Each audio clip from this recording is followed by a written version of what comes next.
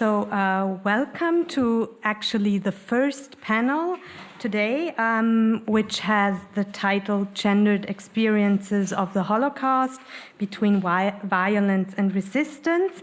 And I'm going to introduce our chair, Helga Amesberger, who is joining us online.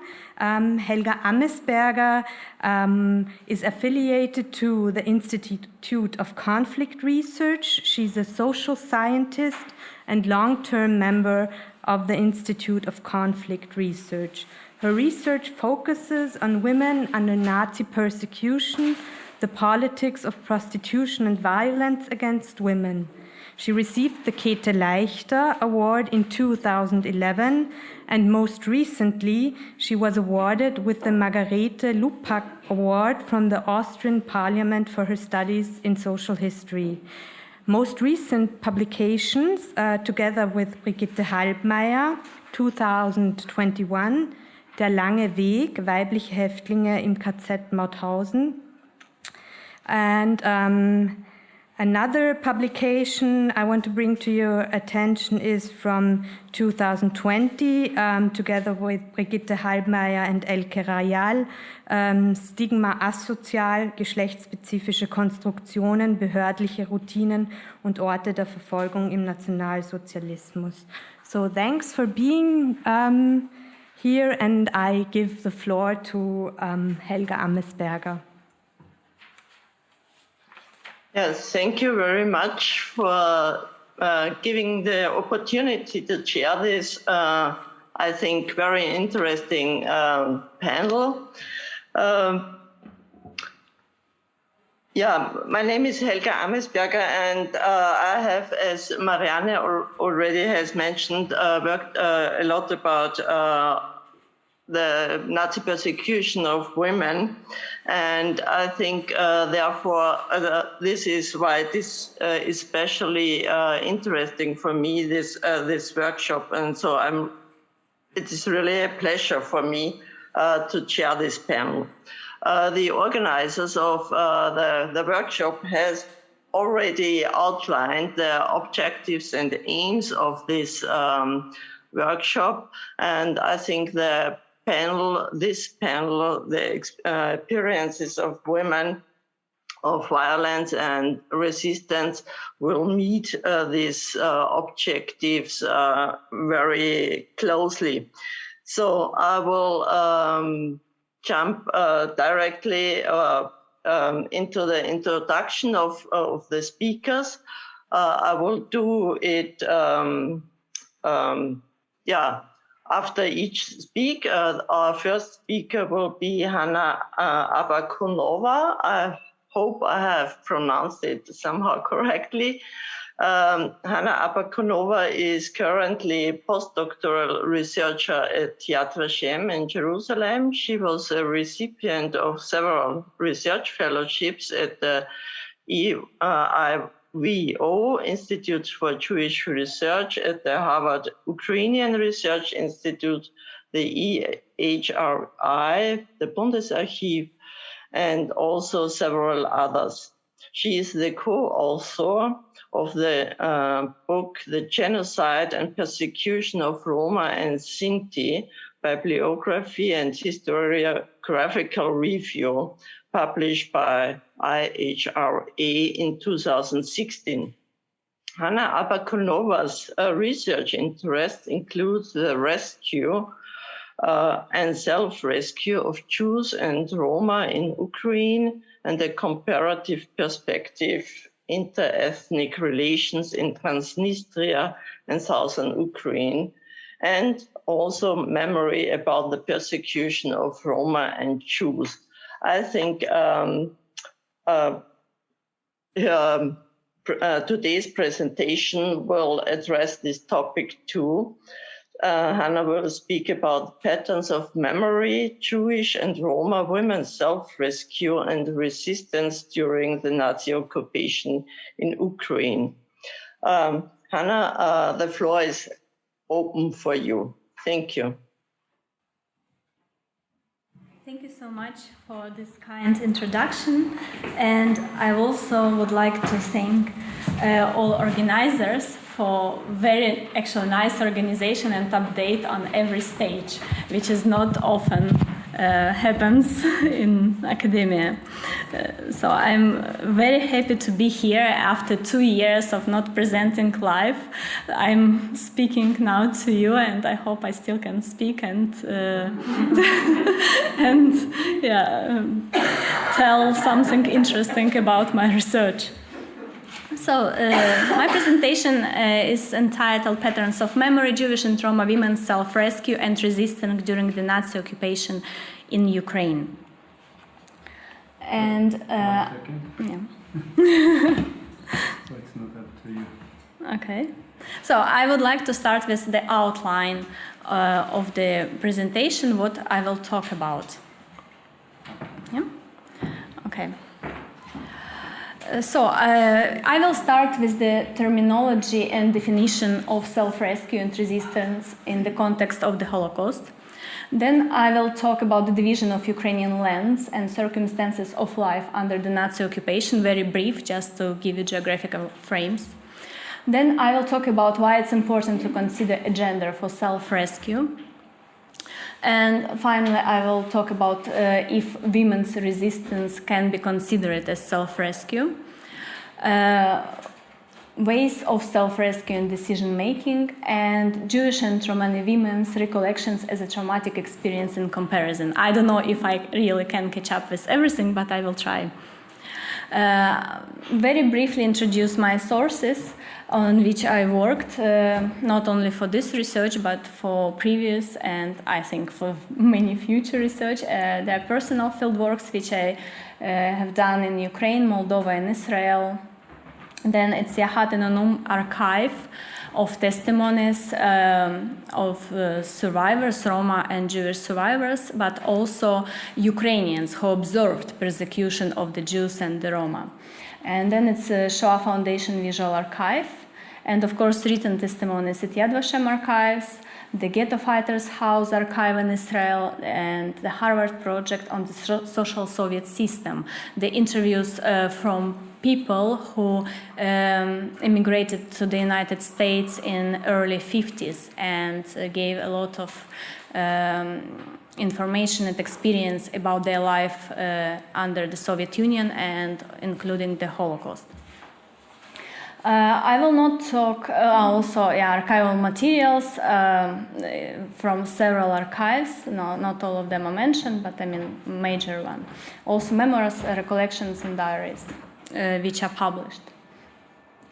So I will not talk about methodology, but any questions are welcome because I can speak really a lot about working on interviews and with written testimonies.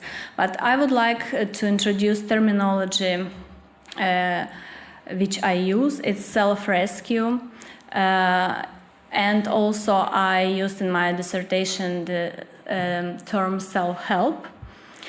Which is self-rescue. Actually, I mean physical survival of people of Jewish and or Romani origin as a result of their own individual or collective efforts. And also, sometimes I use the term self-help, which means that Romani people and Jewish people helped each other, but it didn't lead always to rescuing them. And another term is resistance, which I understand in particular this context of this presentation and research is a collective individual efforts to act against existing regime. And I also consider passive and active resistance of Romani and Jewish women. Very briefly to introduce the division of Ukraine during the occupation, just to have imagination what happened there. You see green a small pattern. It's like Uzhgorod, Mukachevo there. It's Transcarpathia or contemporary Zakarpattia, which was occupied basically by Hungary since 1939. And this is not my geography for research. I never did anything about this, but this is also important area. And then district of Galicia, it's orange color, Lviv, Ternopil, Ivano-Frankivsk, and I will talk about this district. Then Reichskommissariat Ukraine, which is pink color, the largest part of Ukraine which was occupied by the German Nazis. Then military administrative zone. This is map as of January 1942. Obviously, that military administrative zone has been changed with time, how Wehrmacht moved and occupied more territories. And yellow, it's Transnistria Governorate, the territory which was subordinated and given basically to Romanians, occupied by Romanians. But also it's the territory of Ukraine. So I work on all these territories under Romanian and German occupation, except Crimea, because Crimea has completely different history, interethnic and historical background. So I don't touch Crimea, but all other area is on my research, under my research scope. And today I will talk mostly about Reichskommissariat Ukraine and a little bit about District of Galicia and military administrative zone. So why it's important to talk about the gender in Ukraine in the framework of the Holocaust?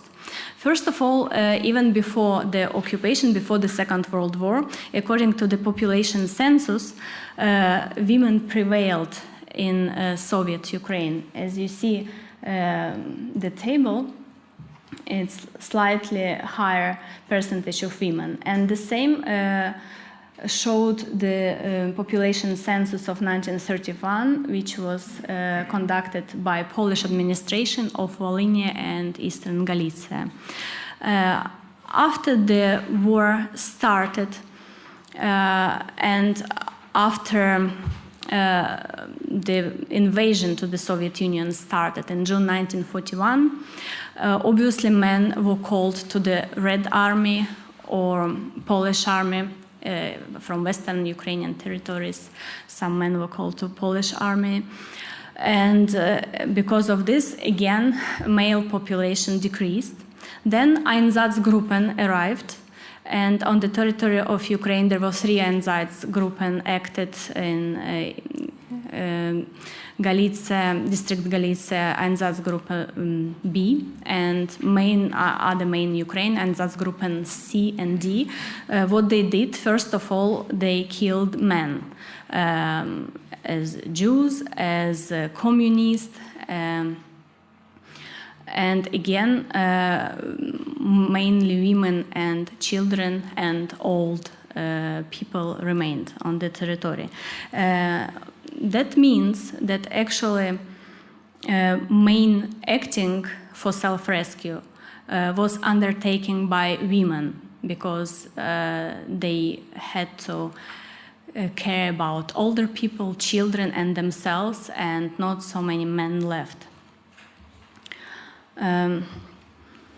First of all, I would like to talk about self-rescue as a resistance. There is a question, actually, if we can consider resistance as self-rescue or not.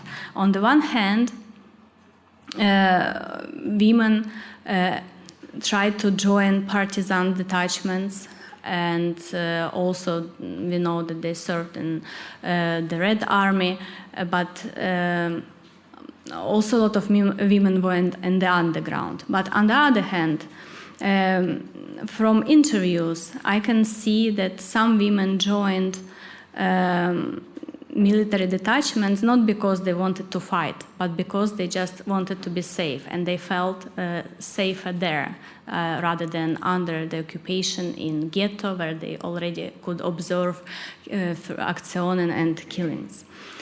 I have a case of Romani people and Romani woman Matriona Kirichenko from Chernihiv, who actually was not involved herself to act of resistance because she was too young for this. But her mother, according to her testimonies, baked and dried bread and transferred it to partisans. It did not only her mother, but other relatives, women. Then finally, Germans discovered this network, and entire family was killed The archival materials in Chernihiv archive has a list of all family. There are not only women, but also men, but many of them are women who were killed by Germans, not only like Jews. It was not in the process of Aktion, but exactly for helping partisans. Actually, from the words of Matrona Kirichenko, is not understandable if her female relatives were killed because of helping partisans and resistance or because they were Roma. Oh, sorry, before I said Jews, I just, sorry, I mixed up a little bit. Yeah, I talk about Roma family. There were two types of cases of collective self-rescue of Jews and Roma combined with resistance. The establishment of family camps in the forest or organizing a group or forming a military unit that acted clandestinely and later joined Polish or Soviet partisan movements. To organize such groups or family camps, there should be certain geographical conditions, and first of all, forests. Thus, in Volhynia, Rivne, Ivano-Frankivsk, so I talk about Reichskommissariat Ukraine and District Galicia, there were forests where such conditions exist for Jews and Roma who escaped. Jews mainly escaped from the ghetto before the Aktion, and Roma escaped when they heard that other Roma were killed, so they escaped to the forests and tried to survive there. Obviously, to survive on their own by individuals, it was much more complicated, and they formed units of family camps. The proximity of forests determined underground and partisan activities too, though several Jewish underground movements were organized in this oblast, and then they joined larger partisan movements. For example, a group of Jews from the Volhynian town of Kamień-Kaszyrsky wanted to escape to the forest before the last Aktion and prepare a place there for other people who might escape from the ghetto. Actual group who could escape was about 20-25 Jewish men, but only 2 or 3 women. Even testimonies cannot exactly reveal the number of women. Another interesting case was a case of family camp. The Jewish family escaped to the forest and tried to survive there. We know very well Bielsky partisan unit case, family camps of Bielsky through the book of Nehama Tek in Belarus. The same I found in Ukraine, and I could find very interesting case of David Mudrik from Vinnytsia Oblast, it's Reichskommissariat of Ukraine, who escaped after first big Aktion in December 42. He could survive this Aktion because he was a specialist. He could make shoes. So he escaped and also took with him 4 women and 14 men. They tried to join partisans, but there were no partisans in the beginning in this area. But later, other people heard about Mudrik detachment, and also detachment we cannot say really, I would say family camp, but these people escaped, and then Mudrik could have connection to partisans. Partisans gave weapon, which actually didn't work, but still this family camp exists, and finally partisans, Soviet partisans accepted this family camp and started to give real weapon and use this camp. So women cook, worked like nurses for partisans, and men time to time participated in resistance movement. This is a unique case because in the family camp there were about 250 people and 40% of women. Also, the age of women was between 17 and 45, but still 40%. I think I didn't see in literature any other case with such high participants of women in family camp. Even though sources show that women fought along with men in partisan units, the presence of women in a guerrilla unit was not encouraged because of the stereotype that women were weak and could not be trained appropriately and cope with all the complications of life as ordinary fighters. That led to the assumption that only sexual relationship with male partisans could explain a woman's presence there. Most likely, the partisans accepted the Roma women into their units more willingly than Jewish women. The reason is that Roma women could bring information from the occupied settlement by going there as fortune tellers, something that was quite popular in Ukraine before the war and even during the war. Then Roma women didn't evoke any suspicion.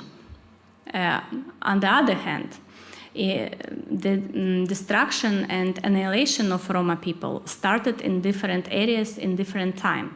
And in, for example, military administrative zone, already from October 41, some Roma people were killed. Whereas in Transnistria under Romanian occupation, deportation started in June 1st, 1942.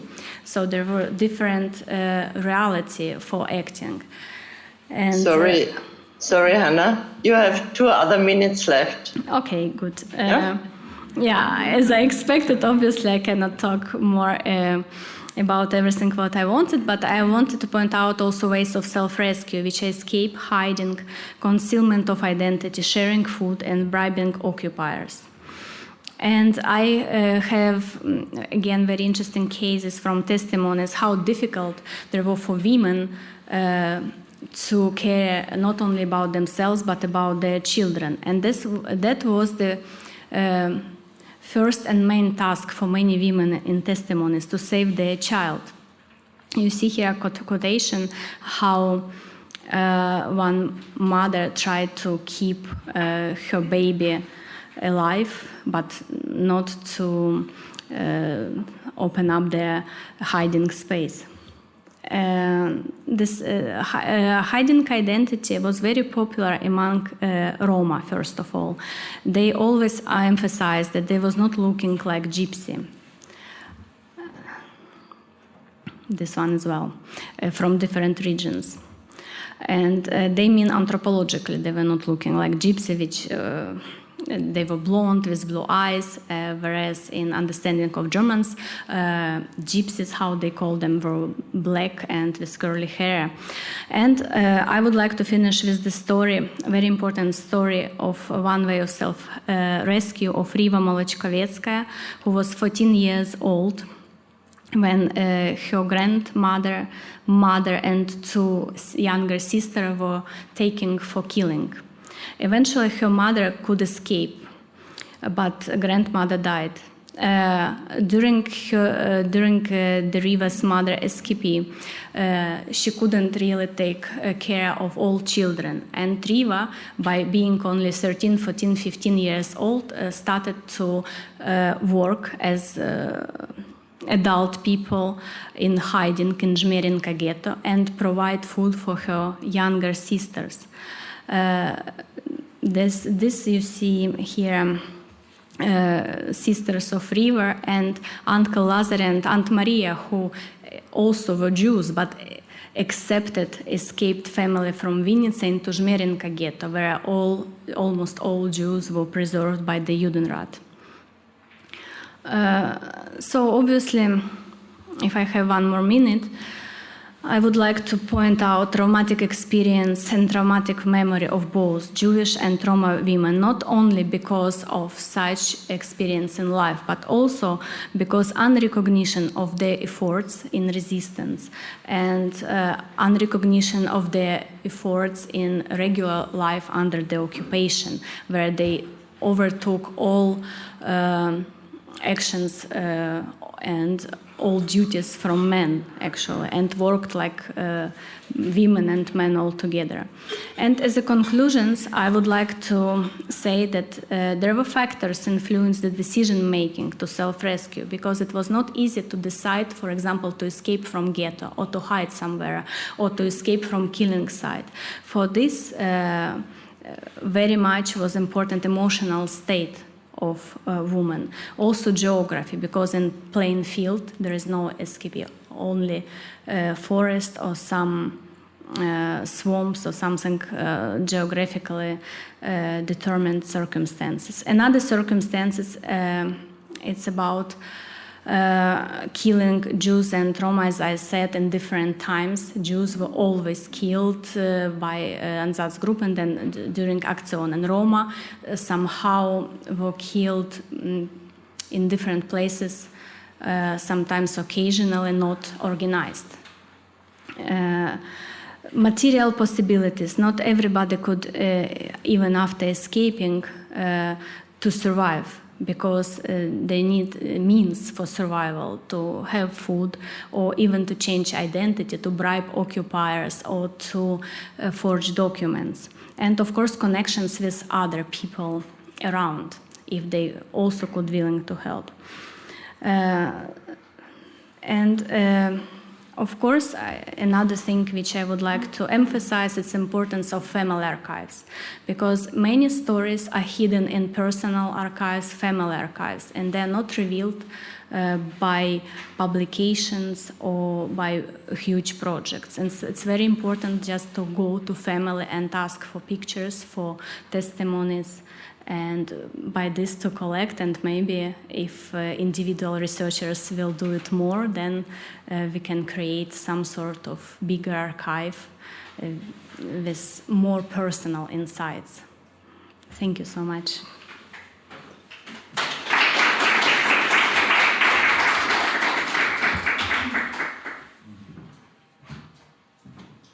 Thank you, Hanna, for giving us insight in your very interesting research project.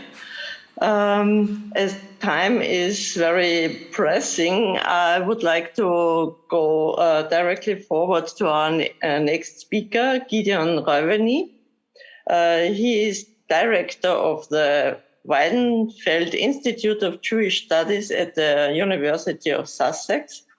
In his scholarly work, Reuveni has sought out the fringes of the historical discipline to reach those areas of research and theory where the historical method meets literature, anthropology, cultural studies, and economics.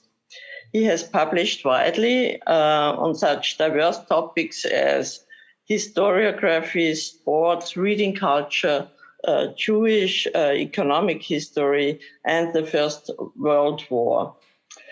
Just to mention, his most recent monograph is Consumer Culture and the Making of Jewish Identity, which was published by Cambridge University Press in 2017. So this book also received the National Jewish Book Award the following year. Gideon is currently working on the topic of personal compensation to Holocaust survivors, and with Daniel Siemens is developing a large-scale research project on the history of the United Restitution Organization, a Jewish legal aid organization founded in London 1948. He will speak about, the title of his talk today is The Spoken, the Hidden, and the Historical Personal Compensation Claims from Germany and the Lost Voices of Jewish Women. I think, Gideon, the floor is open to you. Thank you for this introduction. I hope you all hear me now. Oops. Now we have first of all, I would like to thank you for the invitation and apologize for not coming to Vienna and having to cancel at the very last minute because of the recent developments in the COVID situation in Austria. I really looked forward to coming to this conference, especially because of the thing that I'm going to try to present to you today, because I think what I'm actually looking for and hoping or hope that will happen is to find partners for the topic that I'm currently working on and trying to work on, and that is personal compensation for Holocaust survivors. So, in a way, the topic or this theme starts, of course, with agreement between Germany, Israel, and the Claims Conference on September 10th, 1952.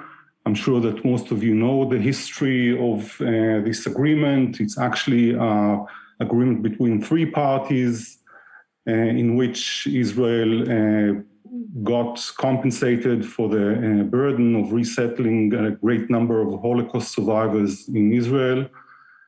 And part of this agreement was the German government agreed to improve and enact new personal compensation legislation that basically gave the opportunity for all Holocaust survivors, or actually one should be more accurate, say people who were persecuted by the Nazi regime, to claim for compensation for different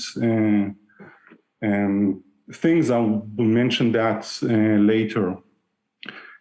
So the outcome of this agreement and the consent of Germany or the West Germany to have all these claims is that in German archives today we have, and this is just a rough estimation, we have approximately 5 million such claims. This does not mean that 5 million people made claims, because different person or each person usually made more claims or kind of more than one claim. This is a huge number of files, and as I see it, this is probably the largest still untapped Holocaust-related archive, which of course some of you would say that ITS is also kind of parallel to the ITS. In many ways, ITS is part of this archive because part of the procedure of how to claim these compensation went through the ITS. So there are a lot of parallels between this archive and what is in ITS. And of course, one also have to remember that because these claims came from all over the world, in all parts of the world where there were claimants, people who put such claims, we have also files associated to that. And it was mentioned before that I'm also working on the United Restitution Organization, which was a aid organization with lawyers that basically help people to claim these such compensation. And they basically sat all over the world where there were Holocaust survivors, and they also left traces with this kind of, about their work.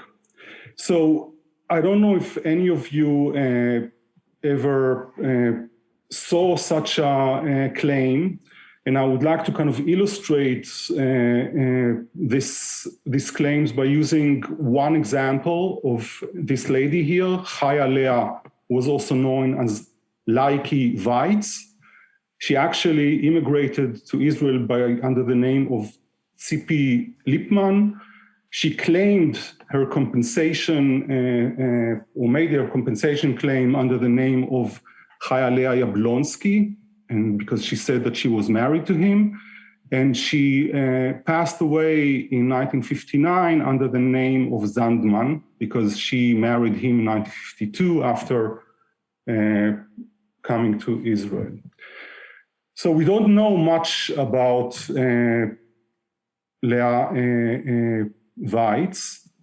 We know that she was born in the 4th of June 1900. We have her birth certificate, which interestingly enough, she was reported that she was born 2 years after she was born, where her sister was born.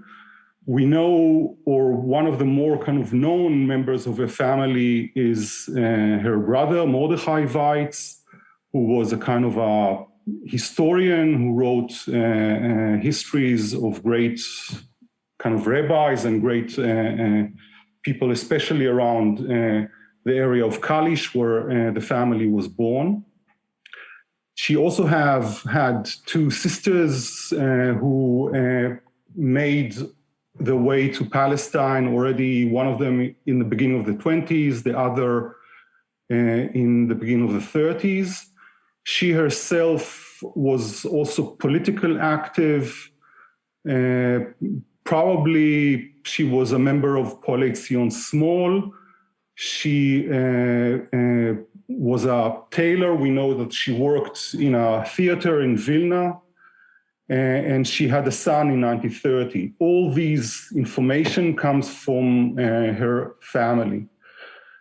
About what happened to her during the war, we mainly know through her compensation claim that she filed in 1954. And actually, as you see here, there were two compensation claims. One, and you see here, these are the different categories for which you can file the claim. So she had two claims, one for depriving her freedom. This is the claim here, and the other for the loss of the life of her husband, Reuveni Yablonsky. Having or going through such a process was not an easy thing, and you had to go through a lot of lawyers, a very bureaucratic procedure, which people needed to have a lot of know-how, as we're going to see in a minute. Also, the testimony itself, everything was in German, so all these lawyers were German lawyers. Of course, here it's kind of funny that one of the lawyers or the notary that she used was Kafka. But this is basically the main document in one of her claims. It's her testimony. These are, I think this is the only testimony that she ever gave. And we have hundreds of thousands of such testimonies. Again, I'm not sure if any use this testimony or these type of testimonies, but these are kind of the real untouched way that people, first talked about what happened to them. I'm not exactly sure about the procedure because she didn't know any German and there was a kind of a translation going on here. But, and we can of course discuss this later because this is, of course, is very central for also how this procedure shaped the memory and later testimonies of a lot of these survivors. So what we know from her testimony is that when the war started, she was in Kalish with her son. Once the Germans occupied the city, she was moved to Kozmint, hope I'm pronouncing it correctly, and from there she was moved to Lodz. And according to her testimony, approximately in August or September 1944, she was deported to Auschwitz. The testimony, of course, goes on for the period after the war. She says that after liberation, she started to look for relatives in Kalisz and other places in Poland. She realized that nobody survived. Then she moved back to actually Austria she was in a DP camp, and then she moved from one DP camp to another. She was in approximately 4 different DP camps, and eventually found herself on this ship here, the Exodus, and on the way to Palestine. And as you all know, the Exodus was captured and then returned to Lübeck, returned to Germany. And there she actually got a certificate under an assumed name of Zippe Lippmann, and actually in the beginning of 1948, just before the state was established, she managed to come to Israel. This is her other claim, where she claimed for the life of her husband. And the idea here, again, because this is a panel also about gender, losing a husband also has to do with losing a livelihood. So she was entitled to claim for compensation for that. Now, the files also contain other materials, and this also depends on the person who filed the claim.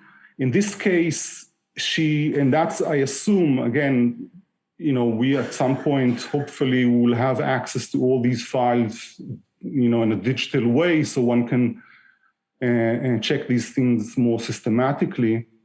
But in principle, in order to prove that their story was right, the claimants needed to bring evidence, and the most common evidence was to bring testimonies from other people, to testify that they know the person, that they have some kind of a connection with the person, and they can guarantee that the story that was told is correct.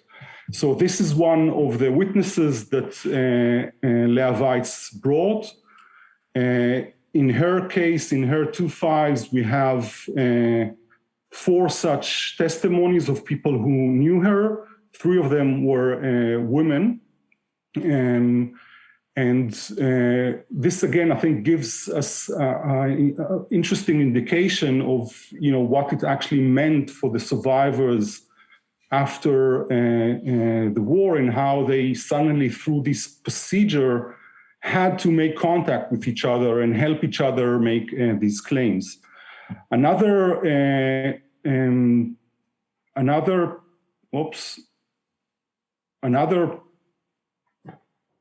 document that is in her file is this document here in Hebrew and a German translation, and this is the confirmation from that she was actually married to Ruben Jablonski. Again, because she didn't have any documents with her, she needed to confirm that they were married. And so it also kind of gives you an indication of how other institutions were involved in these claims. So let me just finish, and I'm quite aware that we have time constraints. And this idea of precarious voices or precarious archive actually very much fascinates me. Now, this archive of claims of Holocaust survivors or victims of National Socialism, of course, I don't think it's precarious. The material is there, and it's just is now waiting for researchers to use it. But there's a very strong notion that, I would say, a kind of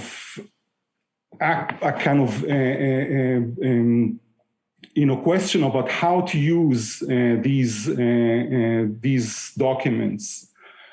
And this is something that I'm really struggling with, and for different reasons. And one of the reasons that these documents should be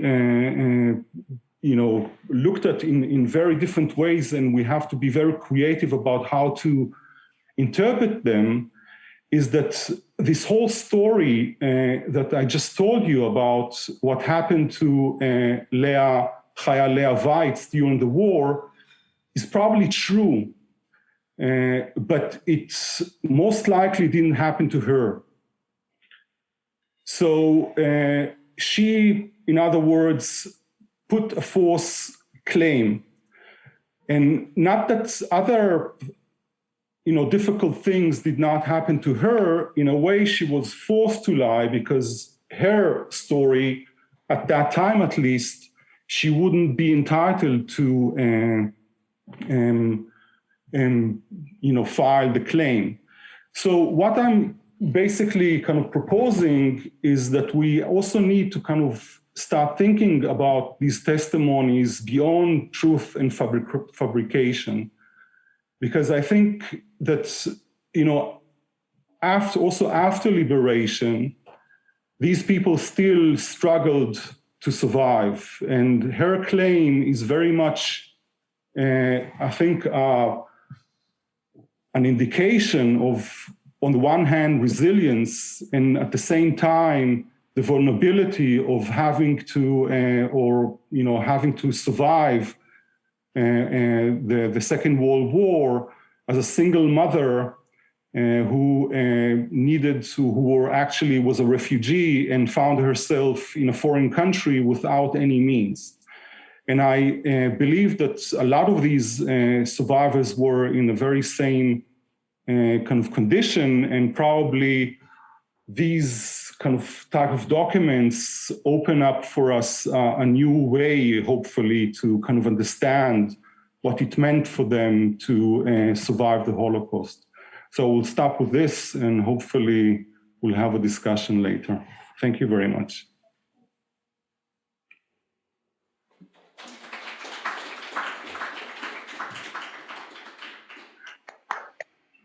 Thank you, Gideon, for keeping the time and also bring in a very interesting topic about truth and fabrications of such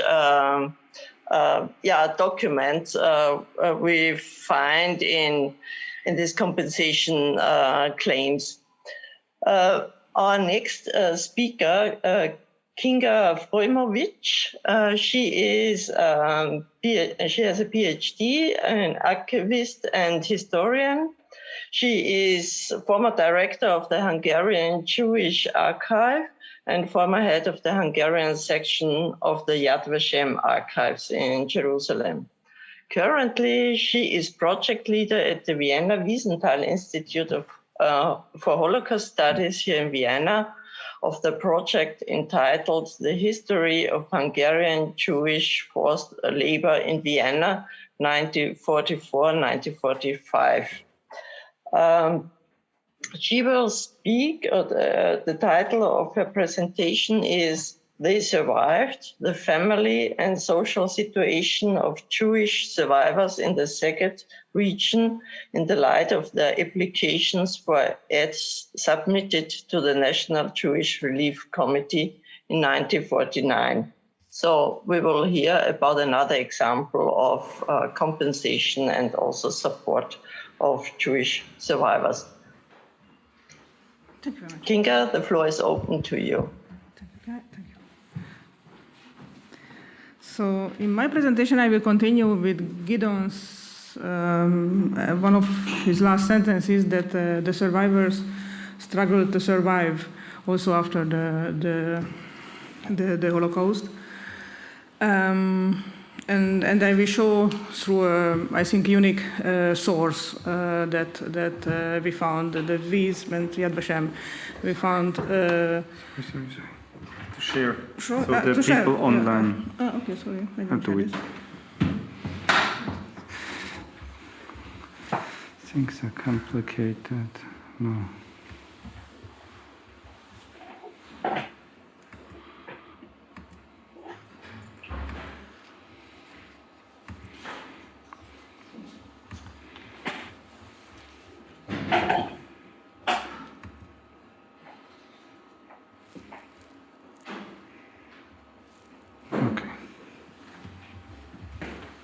Okay. So, the National Jewish Relief Committee was established in Hungary in the summer of 1945 by the Joint, the Hungarian Zionist Federation, and the central bodies of the Hungarian Neolog and Orthodox movements. In fact, the Joint distributed aid to Jews in Hungary through this organization. From 1945 onwards, the National Jewish Relief Committee provided assistance on an individual basis, person or family, to destitute survivors returning from deportation. The social workers of the organization check the social and family situation, housing and working conditions of survivors, applying for social assistance at the survivor's place of residence. They prepared a report concerning their visit, and we have such a collection of these reports. A collection of such personal requests and related reports from 1949 can be found in the archives of the Szeged Jewish community.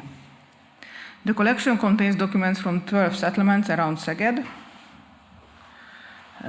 from the light blue area. And the analysis of this collection gives us an insight into the daily lives of hundreds of Holocaust survivors who lived in poverty, often in a serious physical and mental condition, mostly alone or with surviving family members. 4 years after their liberation, their survival remained an open question. They continue to struggle day by day to survive with the active help of Jewish relief organizations.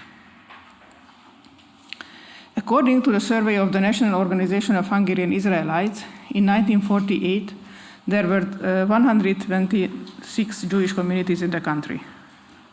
Apart from the communities in Budapest, only the one in Szeged had more than 1,000 members. There, 2,552 Jews belong to the community. For comparison, just two figures. Before the Second World War, there were approximately 710 Jewish communities in the same area of the country, in the so-called Trianon Hungary, this Hungary.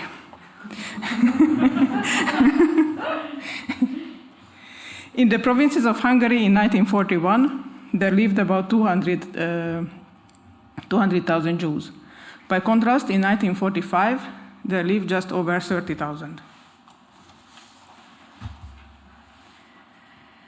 At the end of the 1940s, the survivors living in the Szeged area and applying for aid mostly lived in Jewish communities of a few hundred people, or in so-called scattered communities consisting of only a few Jewish families. The collection, dating from 1949, contains status reports of approximately 700 families and single survivors. The majority of them were still living alone or in broken families in the late 1940s, despite the fact that between 1945 and 1947, almost a quarter of rural Hungarian Jews married or remarried. Many survivors were still receiving regular monthly social aid years after the Holocaust in the late 1940s because of their inability to work or their state of health. The social workers of the National Jewish Relief Committee prepared the so-called Family Care Basic Report on families and single persons receiving or claiming social assistance.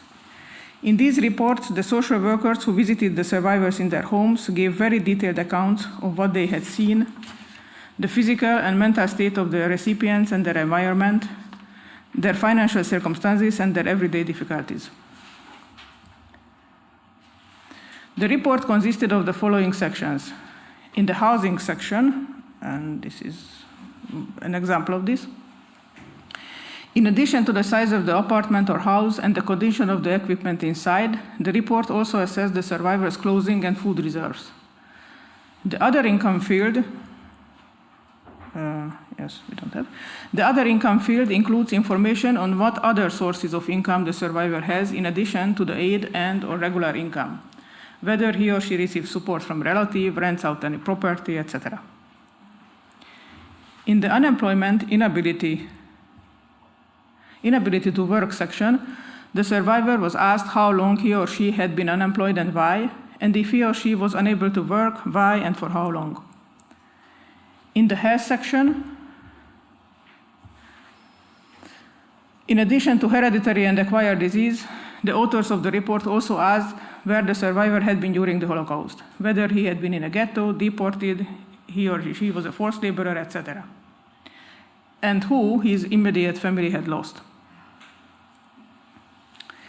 In addition to the family's budget, the observation on the family section recorded the behavior of the survivor family members towards one another and the state of mind and mood of the aid receivers.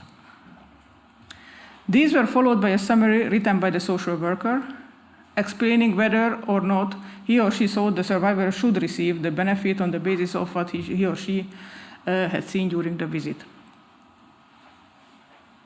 After analyzing these summaries, in the second part of my lecture, I will look at the main reasons why many Holocaust survivors still had to receive regular monthly aid in the form of clothing, food, and/or money years after 1945. One of the most serious problems was the drastic deterioration of the survivors' health. Many of them contracted tuberculosis during the war years in various labor and concentration camps or military forced labor service, which meant that they had to undergo treatments lasting many years after 1945. However, there was little hope for their recovery, as it was not until the 1950s that medicines to combat the disease began to be widely used in Hungary. That was also the time when children started to be vaccinated with BCG against tuberculosis. The situation was aggravated by the fact that after the war, tuberculosis was a real epidemic in Hungary, with 35,000 new cases registered every year, more than 5,000 of them being children.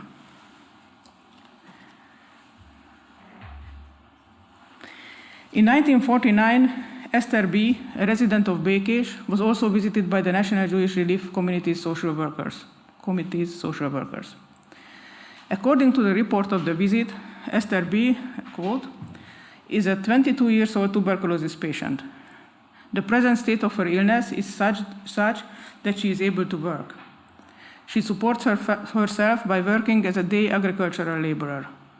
However, she cannot earn enough to buy clothes in addition to food. She lives completely alone with no dependents.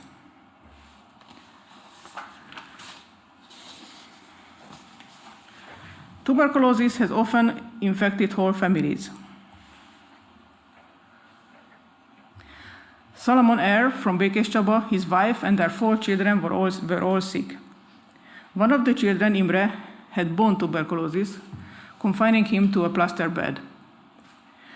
The family lived in the house of the Jewish community, and as they had no income apart from the aid they received, they didn't have to pay rent. The family status report of November 1949 also showed that the children with tuberculosis had been in a children's home for a short time in 1948, but they, and the quote, were sent home from there because of their illness. The National Jewish Relief Committee, therefore, attempted to refer the children to a pulmonary sanatorium. However, this failed because of the parents' opposition who, and I'm quoting, only agreed to place the children where they could be given kosher food. In 1949, no long sanatorium in Hungary could provide this, and it seems that the Jewish communities did not take on this task either. Many of the survivors returned from deportation or military forced labor in such bad state of health that they required almost constant treatment for a wide variety of illnesses for many years afterwards. One such case is documented in a report from Békés in March 1951. József H., born in 1897, and his wife, born in 1906, had a grocery shop in the small town.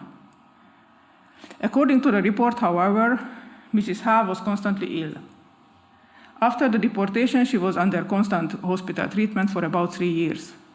Due to various serious illness, her life could hardly be saved. This is from the report. After returning home from hospital, she remained under constant medical treatment for a long time. József H. has enough income from his business to live on very modestly, but even with the best of arrangements, he cannot afford to pay for hospitalization or medical treatments. End of quote. Of course, in addition to the various long-term illnesses contracted during the Holocaust, the losses suffered left many unable to care for themselves or for their remaining family members.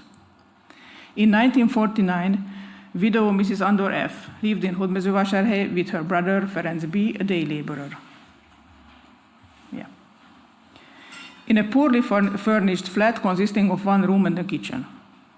According to the social worker's report, the widow was a broken, depressed woman due to the fact that her husband had been killed during military forced labor and her 2 sons were killed in Auschwitz.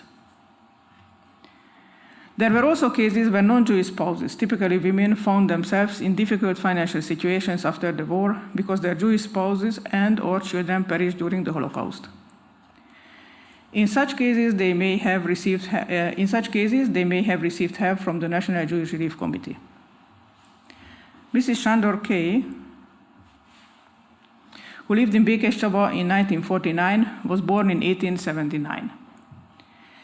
In 1900, she married the Jewish Sándor K., who had a son aged 10 and a daughter aged 1.5. Sándor died in 1928, after which the 2 children supported their stepmother. However, the 2 children, now grown up, were deported in 1944 and never returned. According to the social worker's report in 1949, the elderly Mrs. Sándor K. was living in a great deprivation. She has no income. Neighbors support her with food. Finally, there were cases in which the survivor has managed to recover after the war and has been able to look after himself and his family again. In 1948-49, however, he lost his source of livelihood again as a result of the change in the political situation in Hungary. After the Second World War, a short-lived democracy based on private property, a market economy, and a multi-party system was established in Hungary.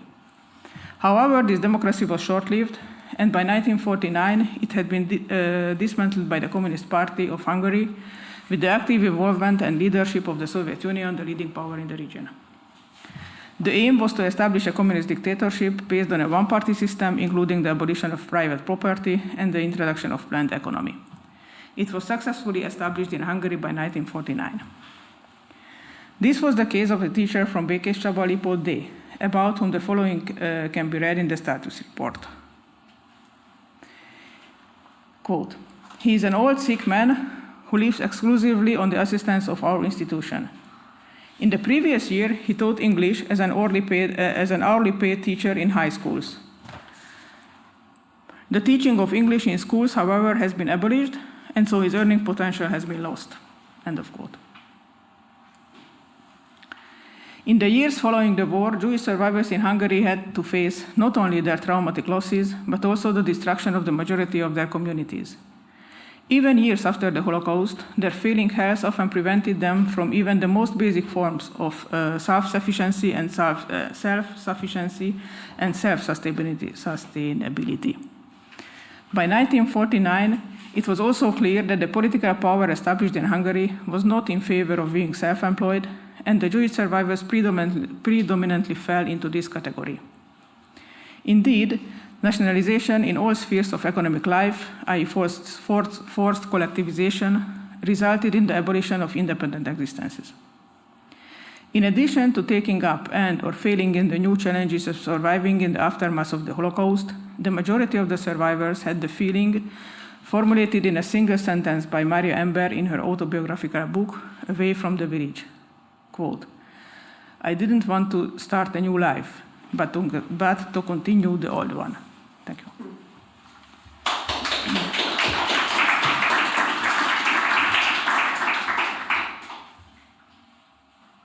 Thank you very much, Kinga, also for keeping the time and for the insights in the life of Jewish survivors in the Szeged region. The floor is now open to the audience. You can put your questions via the chat function. So, and I think it is also possible for the audience present at the VWI, to put the questions directly. So far I haven't received any questions, but is there one from the audience already? It seems so. Yeah, okay. Hi, thank you so much. So I have a lot of questions, but I'll limit myself to get us started. So I was wondering, Anna, with your presentation, and thank you so much for these insights. So first of all, I think we don't really need anymore to argue for the unrecognition of women's experience. I mean, I think it's pretty safe to assume that in contemporary scholarship, interest in women's experiences has been solid and safe. But I wonder how you would think about these two groups in conjunction, in connection.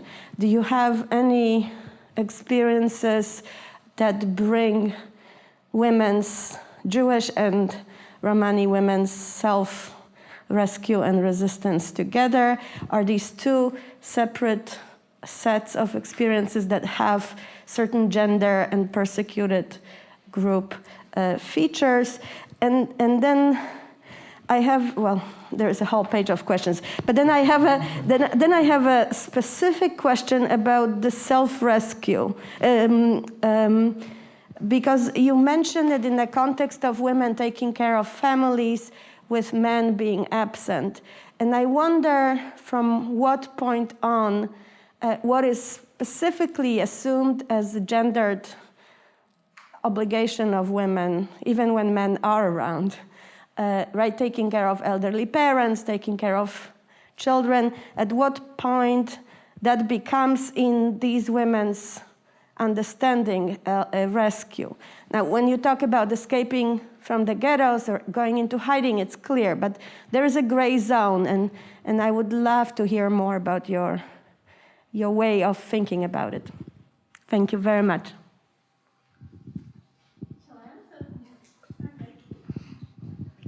Thank you so much for the questions. Okay, I will start from the first one about unrecognition of women. Yes, I agree that there is a lot have been done, but I still think that there is not enough talked and researched about Roma women. Because I myself personally didn't see any particular research on Roma women. On Jewish, yes, but not on Roma. And it's the same like in Romani studies academic circle, I often hear that already Roma are recognized. There is no need to say forgotten Roma genocide or something. But in fact, if you go beyond academic circle, even to students, when I taught in the UK, in Sheffield, I had this experience that out of 80 students, none of them knew about what happened to Roma during the Second World War. So I would compare here Roma experience and particularly Roma women experience as unrecognized still. About self-rescue together, Jews and Roma, yes. There were cases very unique, I think, when Roma women helped Jewish people, not only women, but Jews. Roma provided food, shared food with the Jews, and even accepted Jewish teenager girls, like 14, 15 years old, into family. And I'm writing this in the book, which will be published by Harvard University next year. So this is very complex, actually, research about common experience of Jews and Roma, because again, before I started to look at this, I couldn't see a comparative approach of helping each other. I cannot say Jews didn't help Roma, in fact, because they didn't have such opportunity. They were constantly under fear of killing. But as I said, Roma not in all places were killed, organized, and even not in all places in Ukraine they were touched. In some places they could live during the war pretty okay. So this is also difference between self-rescue efforts of Roma and Jews, not only women, but generally. I think that for Roma people, and particularly also for women, there was easier to self-rescue than for Jewish women. Again, there was no, for example, punishment for helping Roma. And it's not only already a question about self-rescue, but also helping by others, because usually self-rescue was the initial stage. And after that, I'm answering, I'm answering to Natalia, but after initial stage of self-rescue, then Jews relied on non-Jewish population in Ukraine. Roma, not always. They could continue just keeping silent, move, but also it depends about which Roma we talk, because there are, roughly we can say that there are sedentary Roma, there are nomadic Roma or semi-nomadic Roma. It's very roughly, but we can say that experience also differs. I will not go further into it because it's another topic. And gendered obligation of women. I agree that in traditional Ukrainian Soviet society, women always cared about children, elderly people. But what they did, why I said that they took duties of men, for example, they participated in constructing dugouts in Lviv area. They also, I know case in Vinnytsia Oblast, it's Rice Commissariat, Ukraine, where women together with men built secret place for hiding. And they, again, according to their testimonies, women's testimonies, they had same physical work like men had, and plus they had also to prepare food. So these secret places were created immediately in the beginning of the occupation, after some rumors about Polish Jews actually arrived to Ukraine. And then in some places, secrets, how they call it, or dugouts in Lviv were created. So women basically physically worked like men. I think I will stop on this. And thank you, Hanna, for answering the question. There was a written question to Gideon, but he has already answered the question. Is there another question by the audience here? Yes, there are questions. Just one practicality, because in order to see you, you would have to come somewhere up here. But that's just for the future. I think Michael, Sonja, and Frank have questions.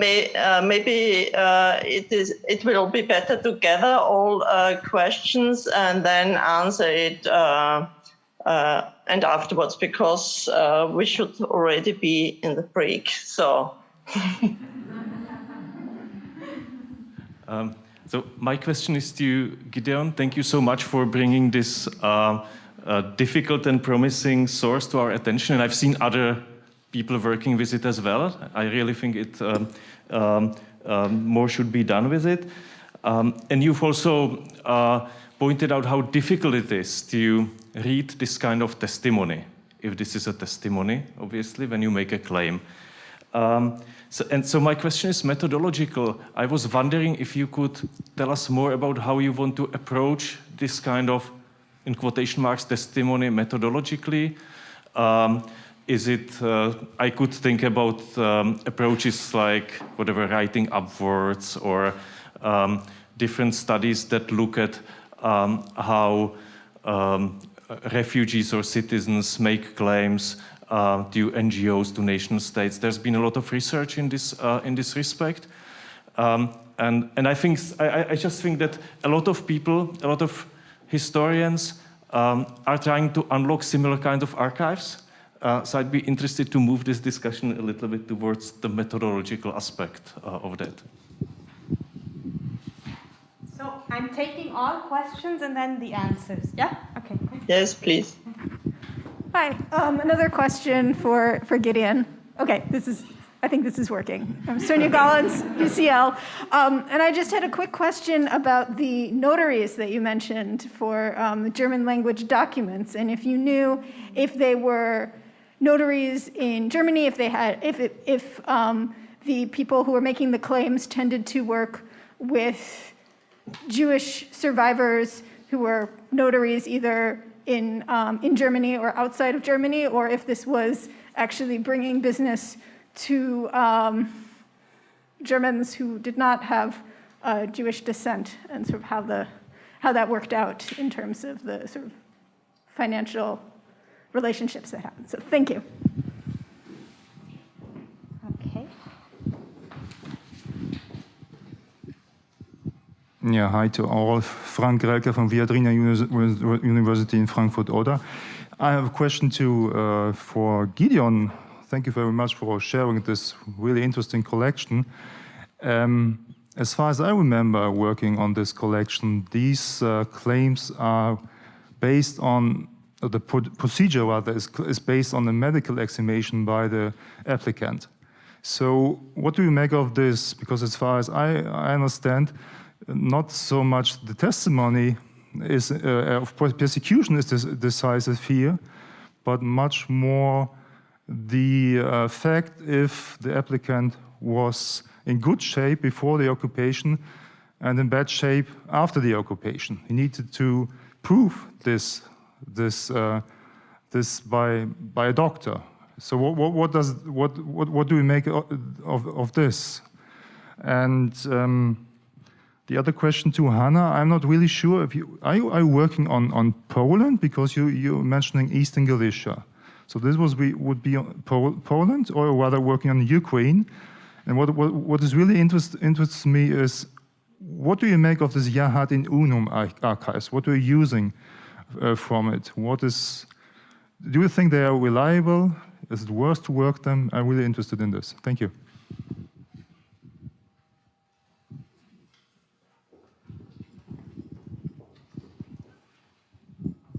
So, one more short question and then the answers, yes? Short question for Kinga. So apropos methodology of scholar, I was struck by the fact that you anonymized your people. So if you could talk, is this about the taboo of tuberculosis, or is this what you do in general? What does it do for your research?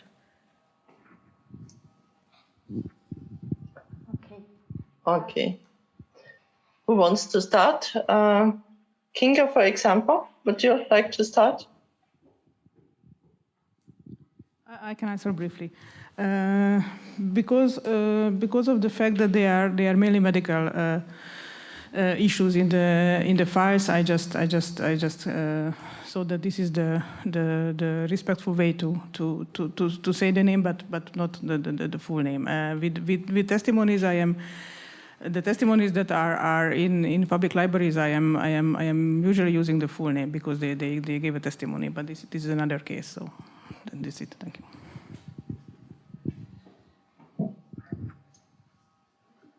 So then, Gideon. Okay. Thank you for this question. I'm not sure. I mean, to answer briefly to this question would be a bit difficult, but I'll do my best. So the question about the method. To be honest, I still don't have an answer to it.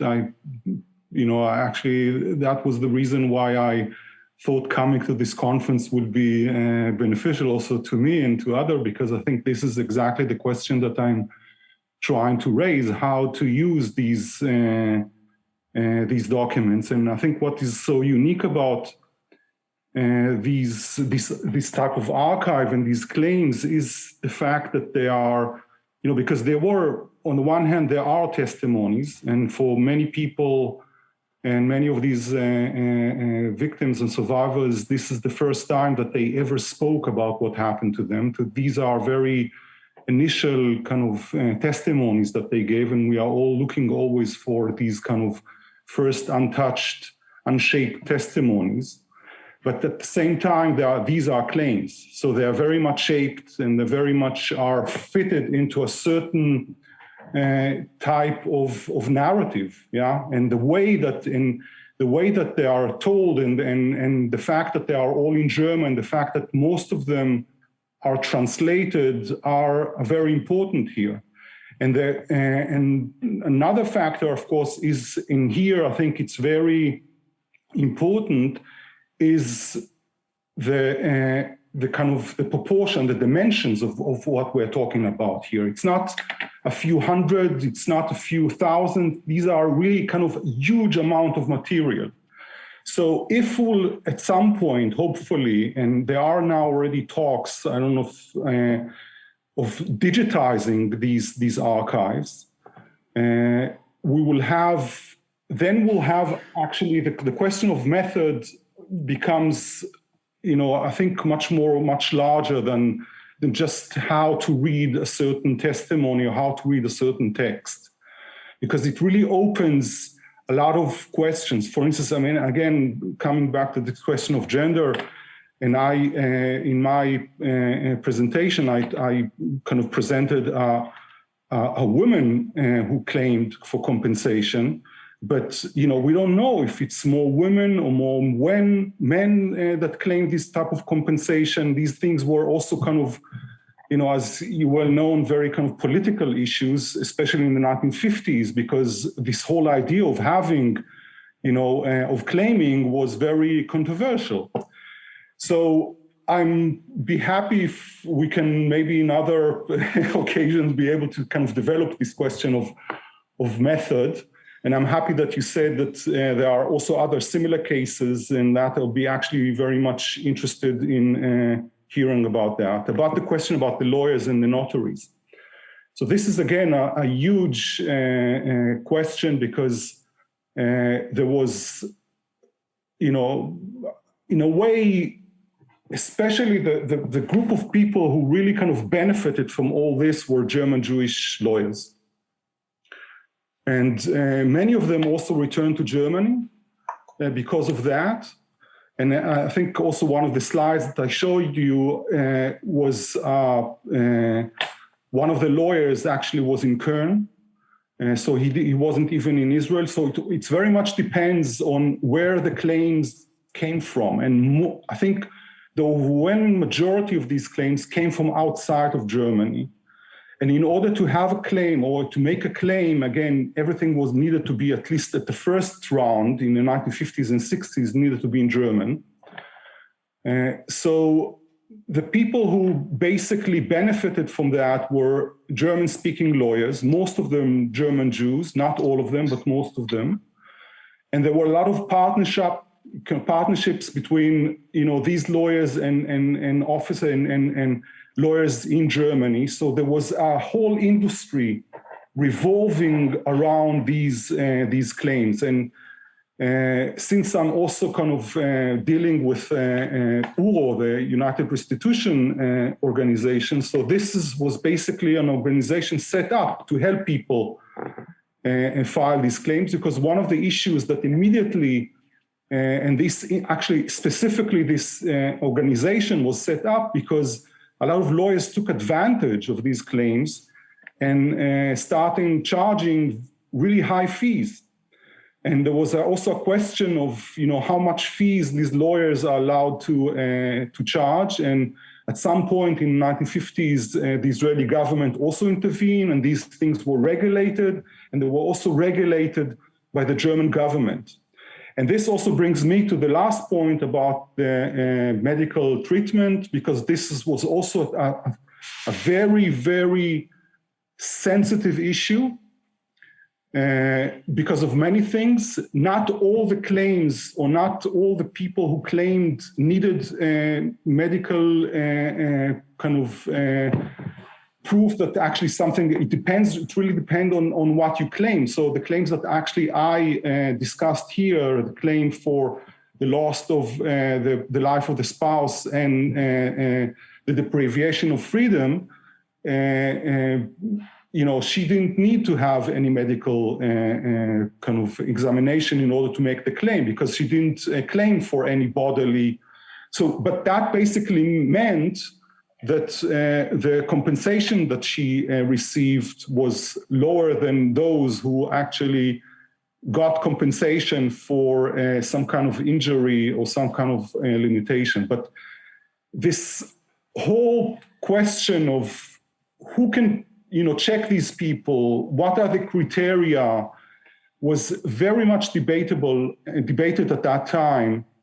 And there are a lot of material, and that's also because a lot of the material that is over there is not only the claims themselves, there are all kinds of associated materials. So for instance, these materials about who's allowed to represent these people, who's allowed to be, examine these people, all these discussions about, what, and there's also kind of a history of what people can claim for. So this is kind of a very big kind of archives that deals with a lot of aspects of what we call, the experience of the Holocaust, yeah? So just again, to give you an idea of how to, why these things are also for historians important, the question of what is the difference between a concentration camp and a ghetto was very crucial here. Mm-hmm. Because if someone claimed for a deprivation of freedom, if this person was just in a ghetto, does that mean that he was deprived of freedom? Or you need to be in a concentration camp behind barbed wire in order to, basically, and these things were not, at the beginning, were not clear. Just when people started claiming, suddenly these issues were raised. Because again, as we know, there were different types of ghettos. And so, it changed with the time, because, for example, in Austria, it changed over the time. Exactly. First, ghettos were not accepted, or camps for gypsy, so-called gypsies were not accepted as... But the point is that these lawyers, or these people who actually, made the claims, changed that, because immediately they raised these issues and said, this is not fair. Why someone who was, had this experience is not eligible to get, to file a claim, and another person does. So you see also in this kind of history of this legislation that the laws themselves all the time changed. So, sorry for interrupting, but I have to keep the time schedule. I think there's a last question left for Hanna about, I ask you for a short answer, please. Yes, I will try. We can talk personally more about this, but Yahad has a big problem with methodology of taking interviews. And after 2012, it had changed, and the quality of interviews improved, and they were completely different interviews, without interruption, without before 2012, they interrupted people to translate into French. And also they interrupted interviewees when they talk not about topics which were interested for Yahad. After 2012, I didn't see it, particularly in 2014, 15 interviews already are quite different. Another thing that they could access people in such far places that, for example, I cannot go even there just because I don't have all these means of transportation. And also, what is unique with Yahad, that it's only archive which gives Ukrainian perspective, because they collected interviews with Ukrainians who observed a persecution of Jews and Roma, along with survivors also, but it's only the source for me. Thank you. Thank you, Hanna. Thank you, Gideon, and thank you, Kinga, for your presentations, and thank you for the audience for your questions. And yes, I think we will have now a break. According to the schedule, it's 50 minutes. I don't know if we keep with that. We should keep with this break. We should keep, okay. We have coffee upstairs in the 4th floor. And thank you once again for being here with us on screen and in the room. And yeah, thank you. Thank you. Bye-bye. just for the next panel, what I maybe forgot to mention, if you talk, could you please just state your name? Because the audience will otherwise not know who you are with the mask and so on. Okay, thank you. It's in the 4th floor, yeah?